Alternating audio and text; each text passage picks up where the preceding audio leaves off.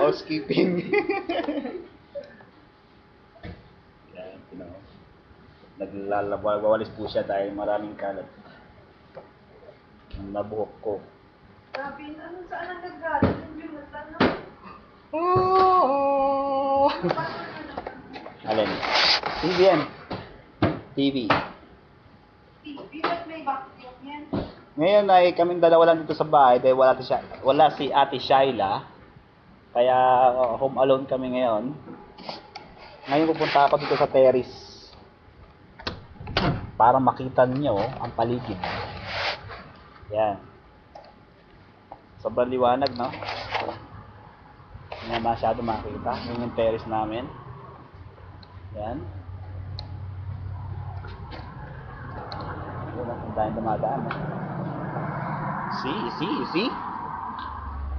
See? Naku, nalaktan na yata ako. Sandali, Okay. Ang lamig! Okay, pumasok na ako. Bye-bye. Bye-bye. Ito po ang sala namin. Bye-bye. See you next time. See you later.